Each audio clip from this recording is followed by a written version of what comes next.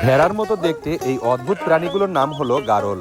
আর এই গারল লালন পালন করে মাত্র অল্প দিনেই ভাগ্য ফিরল মহেশপুরের আশরাফুল হোসেনের। মাত্র 10টি গারল থেকে শুরু করলে বর্তমানে তার কাছে আছে 40টিরও বেশি গারল। ছাগলের মাংসের থেকে অনেক সুস্বাদু হওয়ায় দিন দিন বাড়ছে এই গারলের চাহিদা। দর্শক, আজকে আপনাদের মাঝে তুলে ধরব দরিদ্র গরিব ফ্যামিলির ছেলে আশরাফুল হোসেন মাত্র অল্প দিনে কিভাবে গারল লালন পালন করে স্বাবলম্বী হলেন। আমরা তো দারিদ্র আর কি, খুবই দারিদ্র ছিলাম। তো গাড়ল লালন পালন করে মোটামুটি এখন ভালো সচ্ছল আছি। ভালো সচ্ছল টাকা পয়সা আসতেছে গারল থেকে? মোটামুটি অনেক ভালো। আপনার সেই আগের সেই কষ্টের দিনগুলোতে না না, সে তো অনেক আগেই চলে গেছে। এর ভিতরে যখনই আসা হয়েছে তার কিছুদিন পরের থেকেই ওটা গারল আর ভেড়ার মধ্যে পার্থক্যটা কিভাবে বোঝেন? এই বৈশিষ্ট্য আপনার, এরা উঁচুই অনেক বেশি বেড়ার থেকে, আর লম্বাইও বেশি, লেজটাও অনেক বড়।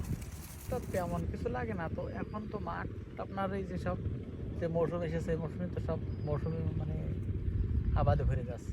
এখন তো আর মাঠ ফাঁকা থাকবে না, তো বাড়িতে আপনার এই বিচলি খাওয়ানো হয়। প্রথমে কয়টা দিয়ে শুরু করছিলেন? একদম 10-15 টাকা দিয়ে করা হয়। এখন কয়টা আছে আপনার মোট?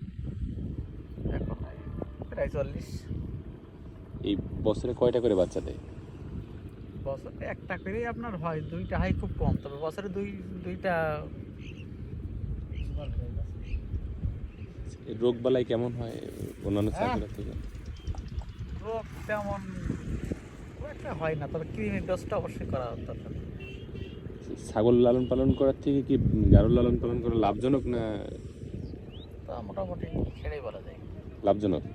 লাভজনক। এবং ছাগলের তো অনেক রোগের আক্রান্ত হয়, বেশি ঝামেলাও বেশি মতো মনে হয়। এই যে এক একটা গারলের দাম কেমন এখন? আপনার ওই গাড়লের উপর নির্ভর করে। তো যদি বাচ্চা আপনার ওই 8 থেকে শুরু করে 10-12-13 এরকম বেচে কিনা হয়। একটা মা গাড়ল যারা, এগুলো আপনার ওই 15 থেকে 20-25 পর্যন্ত হয়। গারলের দাম বেশি না ছাগলের দাম বেশি? গাড়লের দামই বেশি এসব ছাগলের তুলনায়। ছাগল আপনার ওই যে তুতাপারি ছাগল যেগুলো, ওগুলো রেট বেশি। গারলের মাংসটা মূলত কি ছাগলের মাংসের মতোই নাকি না এর থেকে স্বাদ বেশি? স্বাদ ভালো। ভালো খেয়েছেন আপনি? এই মাংসটা যায় কোথায়?